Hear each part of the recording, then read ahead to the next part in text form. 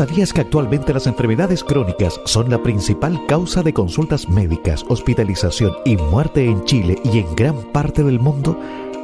Así es, lamentablemente esta situación se debe al deterioro de los estilos de vida, especialmente por la alimentación poco saludable y sedentarismo, junto a la mayor expectativa de vida de las personas. La última encuesta nacional de salud mostró que casi la mitad de los chilenos tiene riesgo cardiovascular moderado o alto y un aumento en las enfermedades crónicas como hipertensión arterial, diabetes y sobrepeso. Por esta razón, el Centro Avanzado de Enfermedades Crónicas ACDIS, junto a Radio Atractiva FM Los Lagos, invita a toda la comunidad a revertir estas estadísticas, incorporar en nuestra vida los hábitos saludables y ser embajadores de una vejez saludable. Todas y todos podemos contribuir a prevenir las enfermedades crónicas.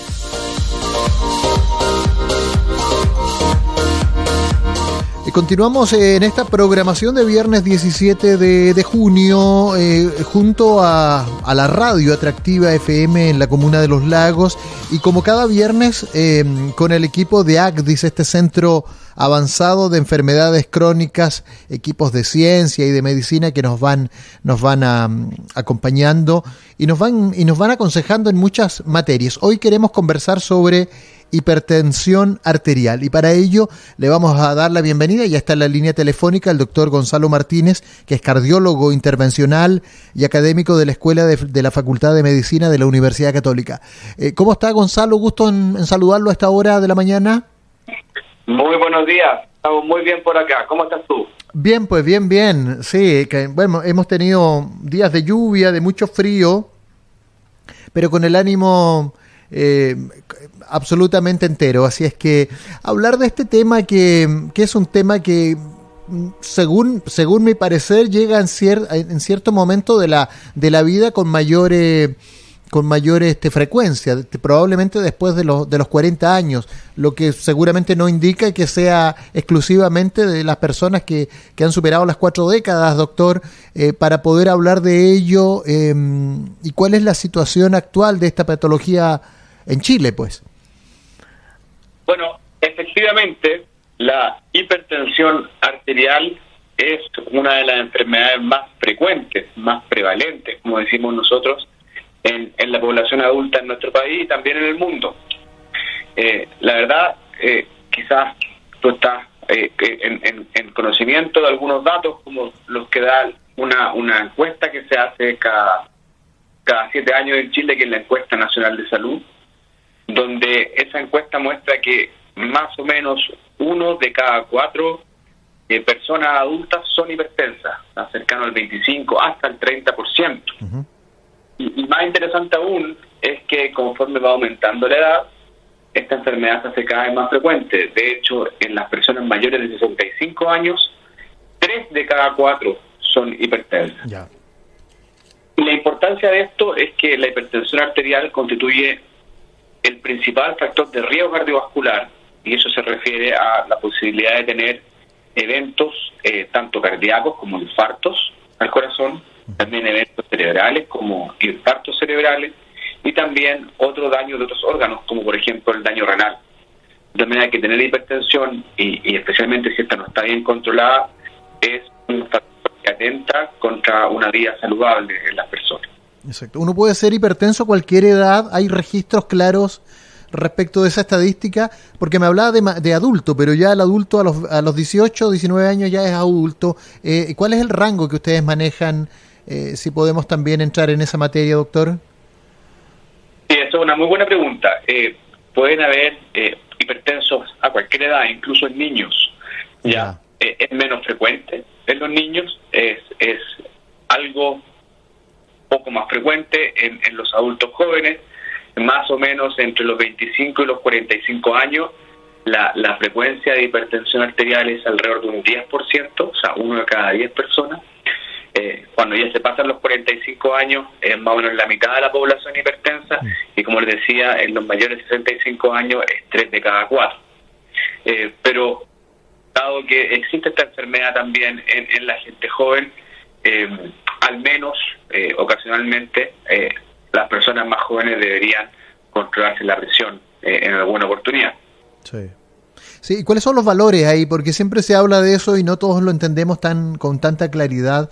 Los valores de la tensión arterial normal, según la edad, no sé si digamos, no puede hacer ese ejercicio como para tenerlo aún más claro. Claro, la presión arterial es una manifestación de la onda de fuerza que produce la contracción cardíaca. Cuando el corazón se contrae, bota la sangre hacia la arteria y eso produce una onda de fuerza. Y por tanto, esa presión que se produce sobre la pared de la arteria tiene un valor alto, que le llamamos presión sistólica, y un valor más bajo, que es la presión diastólica. Los valores normales son bajo 130 la presión sistólica y bajo 80 la presión diastólica. 130 con 80 o 13 con 8, como dice mucha gente. Sí, así es. Pero nada más. Pero estamos hablando de lo mismo. Pero eso corre para todo el mundo, para todas las edades. En los niños es un poquito distinto, pero hablando de adultos, esto corre para todas las edades. Ya. 130 con 80. Eso es normal. Sí. Sí, pues eso es lo ideal. Sí. Y la presión arterial se considera cuando la presión es mayor a 140 con 90, cualquiera de las dos. ¿Ya? Podría ser, por ejemplo, 145 con 80, eso es hipertensión arterial, o 140 con 100, ¿no es cierto? También es hipertensión arterial. Cualquiera de las dos que supere el rango de 140 con 90. Sí. Y ahora, hay gente que dice que la presión, que hay gente que anda muy helada todo el tiempo, ¿cierto? Uno de repente, yo tengo una familiar que voy a su casa y la casa está como ardiendo, como que, y es porque ella me dice, no, que sufre la presión baja, entonces tengo que ando siempre con frío. Es más peligrosa y también le he escuchado a ella que se tiene que cuidar porque la presión baja es mucho más peligrosa que la alta. ¿Eso es efectivo o es mito, doctor Gonzalo Martínez? En general, lo más peligroso es la presión alta. Ya. Hay personas que tienen la presión más bien baja. Eso puede ser cualquier tipo de persona, pero se concentra un poco más esta condición en mujeres jóvenes y que las pueden exponer a esta presión baja a que, por ejemplo, se deshidratan un poquitito o están en lugares muy encerrados, puedan tener desmayo o predesmayo, cuando la presión es muy bajita. Sin embargo, esta presión baja, más allá de esas molestias que pueden producir estos cuadros, no los exponen a enfermedades mayores en general. Y la verdad es que a largo plazo es realmente protector tanto del corazón como la función renal, etcétera. O sea, es bastante bueno entonces. Hasta bastante bueno, exactamente. Ya. Lo contrario ocurre con la hipertensión, así que es más peligrosa la presión alta. Ahora, muchas veces se confunde con los pacientes, que esto pasa en los pacientes con más años, la tercera o cuarta edad, están con tratamientos para su presión. Y ahí en esos pacientes que el tratamiento se hace a veces un poquito más difícil, con los medicamentos la presión podría bajarle mucho la presión. Y eso puede ser peligroso porque un abuelito, por ejemplo, 80 años, que le baja mucho la presión, se puede caer, puede tener una fractura de cadera u otra condición que le complique. Así que los abuelitos en general, sobre 80 años, a veces somos un poquito más permisivos en la presión y no buscamos un tratamiento perfectamente óptimo como serían alguien de 40 años, pensando en que no tengan episodios de hipotensión que los pongan en riesgo. Ya, completamente de acuerdo. O sea, tiene que ver más que nada con los riesgos secundarios de caerse. La presión baja, claro, si nos desmayamos, si nos golpeamos, obviamente una fractura en un adulto mayor es muy complejo de poder recuperar. Estamos hablando con el doctor Gonzalo Martínez, él es cardiólogo intervencional, es académico de la Facultad de Medicina de la Universidad Católica y también es integrante de este ACDIS, que es el Centro Avanzado de Enfermedades Crónicas, con quienes conversamos cada viernes. Doctor, por lo general estamos acostumbrados a ir al médico cuando ya nos sentimos mal o muy mal, ahí, el médico. ¿Y cada cuánto se recomienda hacerse un chequeo y prevenir estas enfermedades crónicas? Te agradezco mucho por esta pregunta. Quizás el concepto principal para recordar es que la hipertensión arterial en la gran mayoría de los casos no da síntomas. Por tanto, esperar que aparezcan síntomas es un error. Yeah. Cuando aparecen y que estamos llegando muy tarde, probablemente con daño a algunos órganos. Así que la única forma de saber si una persona tiene o no tiene la presión alta es midiéndose la presión. Claro.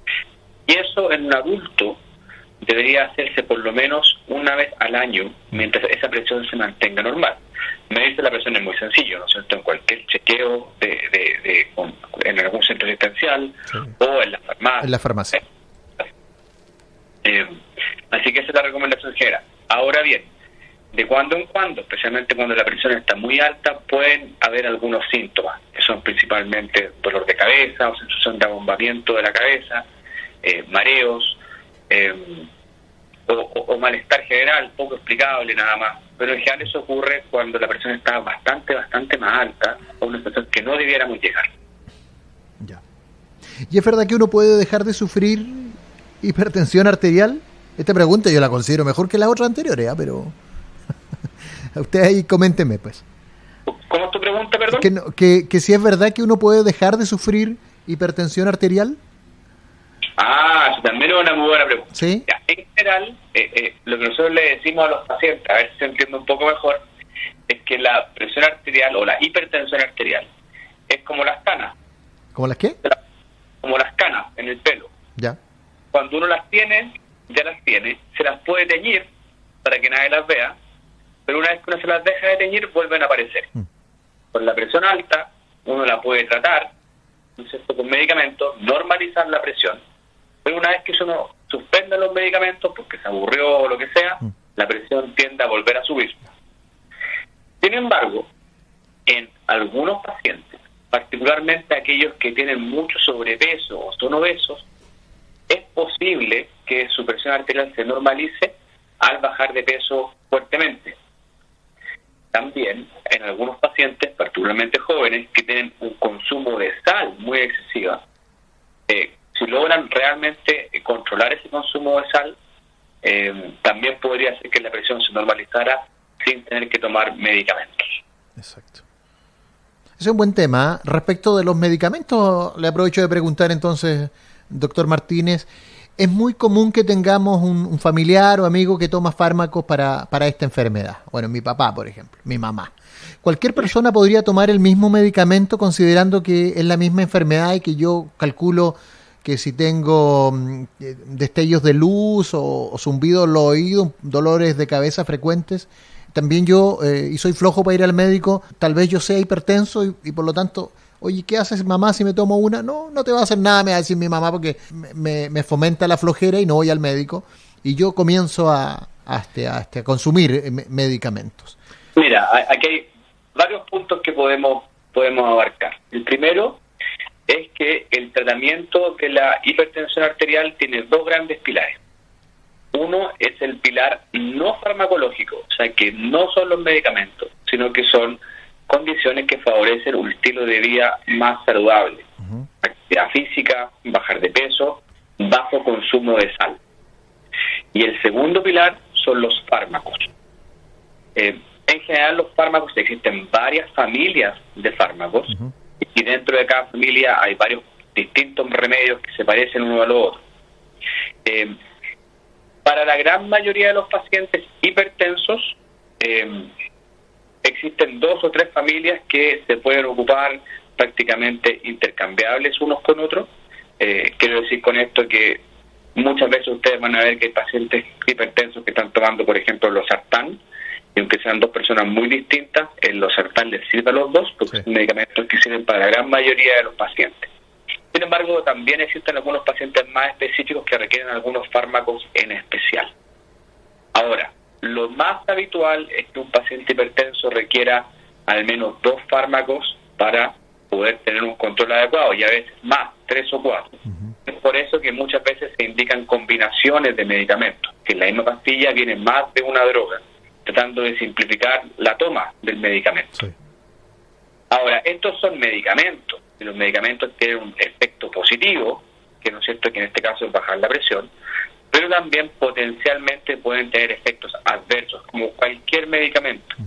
Por lo tanto, no es llegar y tomar menos sin saber si uno es hipertenso o no es hipertenso, si requeriría o no requeriría, y tampoco llegar y tomar eternamente por tiempo, por años de años, sin hacerse ningún control, para saber si este medicamento, por un lado, está consiguiendo el efecto que creemos que consiga, que es bajar la presión, y segundo, que no esté produciendo algún daño secundario que no nos hemos advertido por no controlarnos. Muy bien. Qué bueno que nos haya contestado eso para tenerlo claro, y porque probablemente hay muchos auditores que están siguiendo malamente ese modelo, esa forma de automedicarse también. Doctor, bueno, se nos comienza a acabar el tiempo, pero ¿alguna recomendación pues para controlar la hipertensión? Hay algunos que no lo saben. Usted también usted es el especialista, ¿cierto? Dolor de cabeza, zumbidos en los oídos. Esto de destellos de luz es como que me voy a resetear, es más o menos como si fuera yo un computador. Siento como un golpe eléctrico, una cosa así. ¿Así lo describen ustedes estos destellos de luz?